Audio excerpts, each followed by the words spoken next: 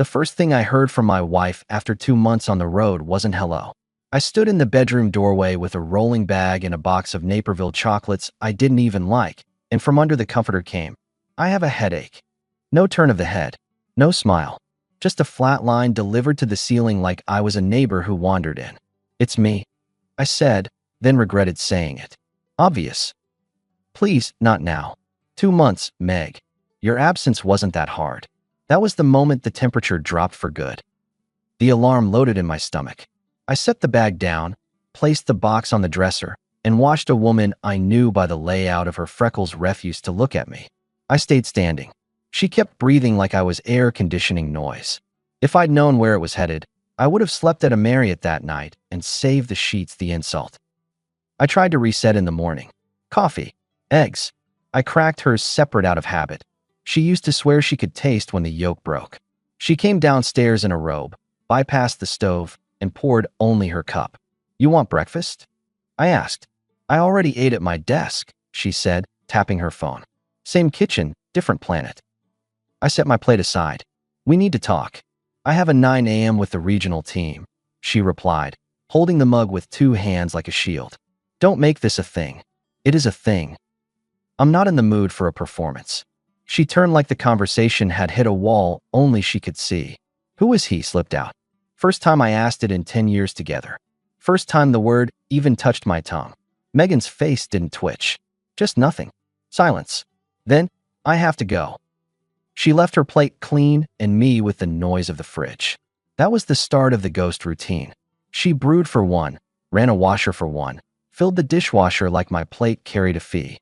If my shirt landed on the chair, it became invisible. She moved through the house as if we'd signed a lease to ignore each other. It went on 4 days. We did the same orbit, the same quiet stomp the neighbors probably read as calm marriage. She spent evenings on the patio scrolling, answering messages with that tight grin you use on strangers. I spent mine at the dining table, sending vendor emails and pretending the hollow in my chest was jet lag. On Friday, the weather pretended to help. Sunday, wind from the west. No reason to be inside. I set 2 mugs down on the counter. She walked in, opened the fridge, closed it, and turned to go.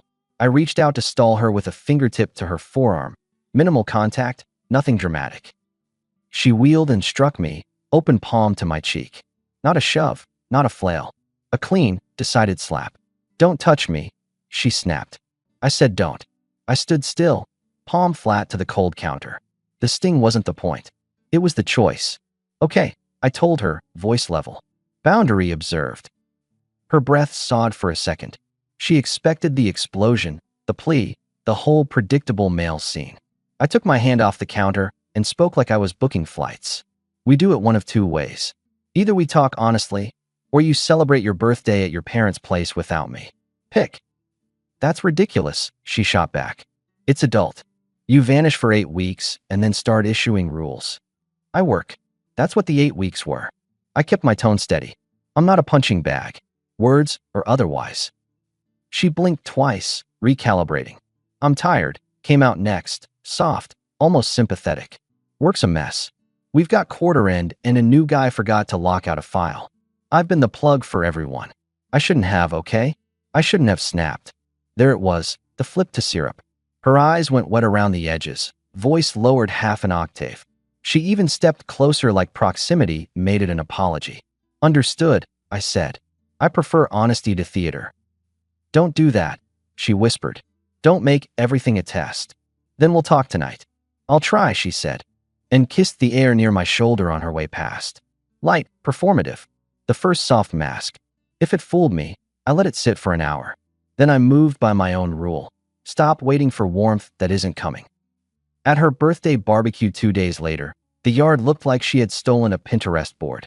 String lights, 2 outdoor heaters, a cake that required a spreadsheet. Coworkers from Baxter and North filed in with bottles and compliments. I grilled and smiled and answered polite questions about travel as if my face hadn't caught a hand that week. Megan floated, laughing a microsecond too slow at every joke, guiding people like a host who needed it to look effortless. "You know Daniel's always gone," she told someone from HR with a tilted smile. "We work around it. It's a skill. I plated skewers and counted faces. The new names mattered. Which one was the gravity she'd been orbiting? Who carried more attention than anyone else? Halfway through, her younger sister Hannah arrived late in a denim jacket and sneakers that had seen real sidewalks. Hannah is 5 years younger, smarter than she gives herself credit for, and allergic to costumes. She hugged me quick. "You good?" she asked into my shoulder. "Fantastic hostess we have," I murmured. She said, reading my voice and my cheek. "She's observant to the point of rude. Always has been." An hour later, I was at the sink lining up tongs and scrubbing trays when Hannah slid in, closed the sliding door behind her, and tipped her chin toward the hallway. "Kitchen," she said. 2 minutes. We stepped inside. The house smelled like citrus cleaner and foil. She kept her voice low. "I'm not here to stir anything. I'm here because you've treated me like family since I was 20, and I can't watch you get walked." "Okay." I borrowed Meg's phone to take a picture of the cake. A message popped up from Dee. It said, "I can't stop thinking about last night." She didn't dramatize it. She didn't exaggerate the letters. She just delivered it like a fact. "Dee," I repeated. "Devin." She mentions him too often, with too much casual. He's not her boss. He's close. That's my read. I rinsed a plate. Water ran. I kept my breath even. "Thank you. Do what you will with it," she said, eyes narrow. "But don't go off half-cocked and give her a story to sell." "I don't do half-cocked," I told her. Megan's laugh spiked from the yard. Someone shouted cheers. Hannah looked toward the patio, then back to me. "She's trying to look like the steady one. Don't hand her a reason to call you volatile." "I hear you." Hannah hesitated. "She's my sister. I'm not choosing sides. I'm choosing the truth. If I'm wrong, I'm wrong." "You're not the problem," I said. "You're the solution that hurts." She blew out a breath. "Then be surgical." I was. On Monday, I drove to Baxter and North at noon with a set of containers from a deli and a crisp white bag that said "delivery" in handwriting. The receptionist didn't blink, a guy in a button-down carrying lunch blends with office carpet. I knew the floor from Megan's Christmas photos. I knew the logo. I knew the door to the bullpen where badges were an honor system at lunch. "Order for Devin," I said to a woman by the copier. "Men's room," she said without looking up. "He's coming back." "Perfect." I leaned on the frame, waited 20 seconds, and watched a guy in a navy tie and the kind of hair that takes time exit. Late 20s. Gym arms. He looked at the bag, at me, at the bag again. "I didn't order," he began. "Let's talk." I cut in and nodded toward the restroom. Now, I wasn't loud. I wasn't threatening. I said it like a manager who's already set the calendar invite. He glanced around, confused, and followed because people do. We stood by the sinks. The hum of the hand dryer filled the space for a beat. I let him look at me. I let him measure whether I was selling insurance or trouble. "What is this?" he asked. "Question," I answered. "What do you have going on with my wife?" He started the standard script. "I don't know what." "Your options are simple," I said. "You tell me the truth, and we're done in 5 minutes. Or I walk out and email HR a summary of what you've been up to with a married coworker during business hours. Your keyboard time has footprints. Their server logs have eyes. You choose whether this lives here or there." He tried to laugh, but it landed weak. He gripped the edge of the sink. "I didn't, it's not." "Truth," I repeated. I glanced at the mirror. My face read calm. My chest was steady. In my pocket, the voice memo app blinked its little red pulse. Devin caved faster than I expected. "People like him hate risk." "It's been a few months," he said. "We started when you were in your last trip. It wasn't supposed to be. I mean, we didn't plan." I didn't flinch. "Where?" "Hotels mostly," he said, flushing. "I know how that sounds. It just—" "Thank you," I said, and pocketed the phone. "That's all I need." He reached out like he could pull the words back. "Wait, you can't." "I can do exactly what a man does when his home gets downgraded to a waiting room," I told him. "You won't hear from me again unless I have to make a process point to your employer. Go back to your desk. And avoid public bathrooms for confessions next time." I left him with the paper towel dispenser humming. No scene. No shouting. Just the clean sound of a door opening and a choice registered. Back in the car, I replayed the memo once to make sure it was clear, labeled the file with the date, and drove to the river. That evening I met Hannah at Mercury on Riverside, a wine bar where the lighting flatters tired people. She wore the same jacket and ordered seltzer. I slid into the booth, set the phone face down, and nodded to the server for a burger. No wine. No toast. You got something, she read on my face. I pressed play and let Devon's voice do what my suspicion couldn't. Hannah's jaw flexed once. She didn't gloat. She didn't say I knew it. She just watched my eyes while that kid admitted a project he wasn't qualified for. When it stopped, she breathed out through her nose. Okay. Thank you for telling me, I said. I didn't do it for thanks. I know. What's your plan? She asked, leaning forward, elbows on the table like a coach. No more reacting to mood swings, I said. No more trying to get back into rooms she keeps locked. I'm going to move one step at a time, by my clock. I'm going to stop being available for tests. I'm going to salvage my time and my name. Hannah nodded. You going to tell her tonight? No. She performs when she's cornered. I don't want a show. I want a result. That's you, she said, almost smiling. Boring in the ways that matter. The server dropped food. Hannah sipped her seltzer and watched the door like she expected someone to burst in and accuse us of treason. You need anything from me? She asked. Just keep your distance from the blast, I said. You don't owe me a role in her story. She'll write one anyway, Hannah muttered. Let me be clear, Daniel. If she starts spinning you as the cold workaholic, I'm not clapping. You don't owe me that either. I owe the truth, she said. And I'm not switching that debt. We finished quick. Outside, the river moved like always. I walked her to her car and went home to a house that smelled like lemon and stage calm. At 11, Megan put on jazz. Not the radio playlist either. She selected something slow enough to telegraph intention. Then she came down the stairs in a black satin piece that probably has a French name on the tag. It would have worked on me last year. It didn't now. She swayed into the living room with a tumbler of something she didn't sip, set it on the coffee table, and leaned on the back of the couch facing me. Hey, she said, can we not be strangers? We can be honest, I answered. She crossed to my side, ran a finger along my shoulder, then trailed it down my arm like she was dusting me for prints. I miss you, MM. We've been off, she went on, voice at bedtime volume. That's on me. I've been overwhelmed. I shut down when I'm overwhelmed. You know this. What I know is you hit me when I touched your sleeve, I said. Then you baked a cake for an audience. She lowered herself onto the couch next to me, crossing legs just enough to draw a line. Let me make up for that. I'm not interested. She blinked, the confusion not fully faked. Excuse me. I don't want you. Her hand went still on my forearm. We're married, Daniel. We were. She sat back, lips pressed. Don't be dramatic. Don't be theatrical. I countered. This is a performance. You turned on a soundtrack and costume to manage optics in your own house. Is that really what you think of me? It's what I think of tonight. She tried a different register, softer, close to tears.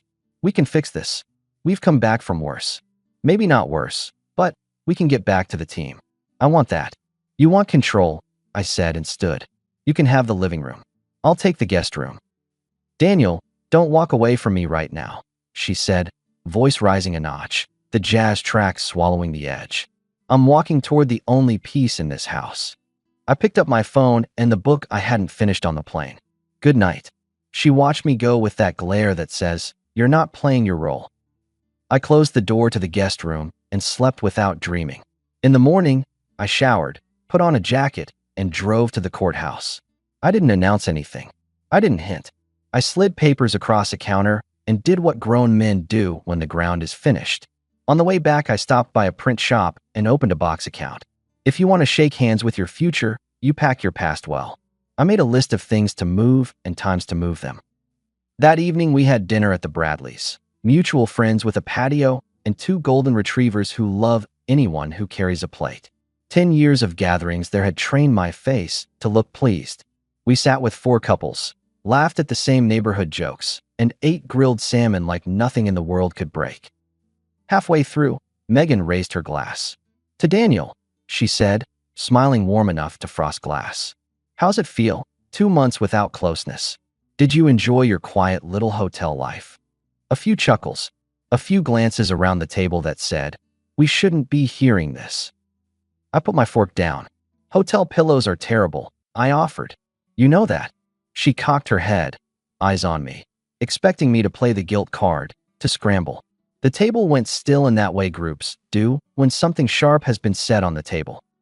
Hannah, God bless her timing, dabbed her mouth with a napkin and spoke clear. Maybe he's just tired after last night. The sentence hit like a well-thrown dart. It looked casual. It wasn't. Heads turned. Megan's smile held for a beat too long, then cracked. Her eyes snapped to Hannah, then to me. Can we talk? She said to me, too sweet. Privately. I stood. Of course. We left the table like civilized people and walked to the sidewalk. She didn't wait until we were past the hedges to hiss. What did you tell her? Nothing, I replied. Don't play games with me. I don't play games. We drove home in silence. She gripped the wheel at 10 and 2, the way people do in movies when they need to make a point. I looked out the window and ran through the list of what I would say. I picked the shortest version. At the door, she whirled. What was that? She demanded. At dinner. That line. Hannah knows more than your Instagram followers, I answered. About what? About D. Her mouth opened, closed. Office chatter. That's all it is. You know how people are. I spoke to him. She flinched. Who? Devin. At work? She laughed, a clean, sharp sound. You stormed my office? That's insane. I didn't storm anything. I brought lunch. You're unbelievable. She paced 2 steps. If you recorded anything, that's illegal. That's obsess. I pulled my phone from my pocket and set it on the table. I don't need legal debates from you, I said. I have what I have, and I heard what I needed to hear. She shot me a look like she could burn a file with it. It's office gossip, she tried again. People say things when they feel pressure. He could have been talking about a project. You don't know context. It's been a few months.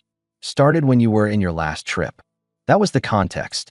She sank onto a chair, then straightened like she remembered the posture she prefers. She stopped. She restarted with a faint breath. While you were gone, I felt alone. I needed someone to be present. That's all. There it was. No apology. No ownership. A practical admission wrapped in the blandest words she could find. The respect that had been eroding finally hit zero. I'm glad you found what you needed, I said. I'm not that man anymore. Don't you dare act like you're blameless. You were gone. Always gone. I was working for us. For the house, the yard, the vacations you posted pictures from like a job. I kept my voice flat. But let's not turn this into a debate club. It's over. You're not ending this, she snapped, riding the volume now. We can go to counseling. We can delete numbers. We can set rules. People recover. People do. I looked at her. We won't. You don't get to make that call alone. I already did, I said. The documents are filed. Silence. Not the comfortable kind. The kind that lands like a stamp. Her eyes flicked to the hallway as if paperwork might be physically there. She found nothing. She looked back at me, demanding, bargaining, recalculating. The math didn't change. I don't accept that, she managed. You can undo. I'm not undoing anything. You're punishing me. I'm protecting myself. I picked up my keys. By the way, HR at Baxter and North will get an anonymous file tonight. I'm not interested in ruining anyone. I am interested in a record. What they do with it is their problem. That's vindictive, she said, voice dropping. It's accountable. You realize this could put me on leave. It could put me on remote. You'll adapt. You're good at adapting when there's an audience, I said. I'm finished being your audience. She stood, hands at her sides like she was holding invisible bags. So that's it. 10 years, and you just walk. 10 years and I stop standing still. I corrected. Say something real, she pleaded. Not this corporate goodbye. Here's real, I said, stepping closer so she heard the tone the building never heard. You hit me. You froze me out. You mocked me at a dinner table. When confronted, you tried 3 different masks before you landed on a half-truth that cost me the last bit of respect I had. I'm not mad. I'm done. She shook her head, trying to find one last lever. We can fix. No. I took the spare key from the bowl by the door and set it on the entry table. The sound was small and final. Tomorrow I'll pick up the few things I care about.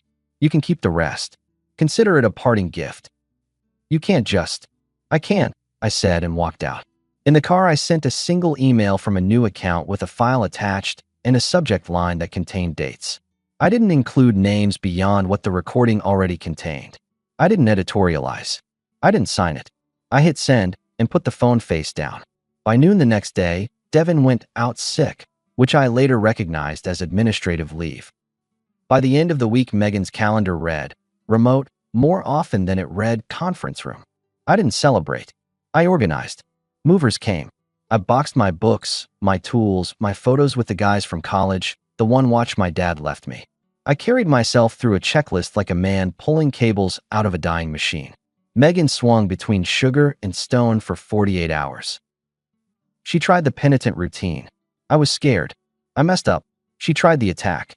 You ambushed me at work. She tried the partnership bargain. We'll set rules. Weekly check-ins. No travel without a plan. I didn't bite. Each time, I cut it short. I'm not available for that, I said once, and it became my refrain. Hannah stopped by when I was loading boxes. She leaned on the door jamb and watched me tape a label to a bin. Need help? She asked. I got it, I said. She's calling Mom and Dad, Hannah warned. Pitching you is cold.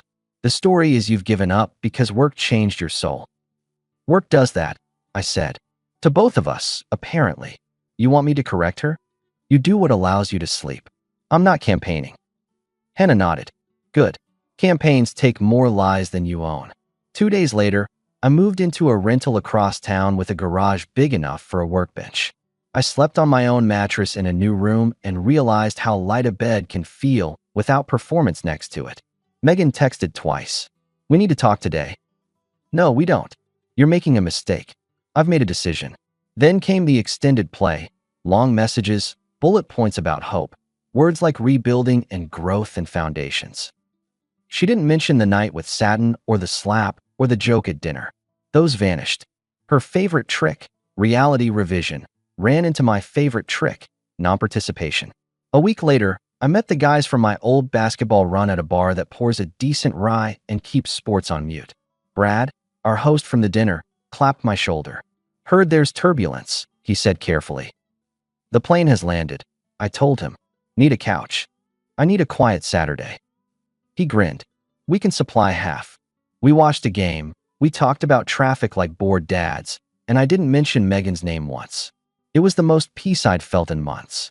The HR email did what HR things do, slow motion with a sharp end. Devin's status went pending internal review. Megan was reassigned to remote, then to a different project temporarily, which in corporate means for as long as we need it to be. Again, I didn't celebrate. I didn't send a screenshot to anyone. I didn't repeat the story to make myself feel taller. I didn't need to. 2 weekends after I left, I ran into Hannah at the farmer's market. She was buying coffee beans and arguing with a vendor about grind size like a pro. We walked a loop. She's not doing well, Hannah said, because sisters feel obligated to update. I didn't expect well, I answered. She says you blindsided her. I sent up flares for a week, I said. She closed the curtains. Hannah studied me. You look less tired. I am. Seeing anyone? She asked like a sibling would. Seeing my house get organized, I said. Seeing my credit card bill go down. Seeing my weekends open up. That's enough seeing for now. She smiled. Fair. A month passed. We did the paperwork things that dissolve a life, utilities, titles, accounts. There were no plates thrown, no public scenes, no midnight calls. Just signatures and a silence that finally meant peace. I put a down payment on a small place near the river with a crooked maple in the front yard and a garage that let me build shelves without measuring twice. I started running in the mornings before work. I answered calls from my brother I'd been pushing aside. I got a secondhand truck that smells like somebody else's dog and decided it was mine now. I didn't avoid grocery stores near Megan's part of town. I didn't lurk near the old place. I didn't check her social media. Once, a mutual friend mentioned she was focusing on herself and taking time off to recalibrate. The office thing had knocked her sideways. The boy had faded. The project had slipped to someone less radioactive. I nodded. People recalibrate. Schedules change. Consequences aren't personal, they're just the bill. The last time I saw her was at the end of summer, at a light on Washington where kids sell lemonade and people forget to signal.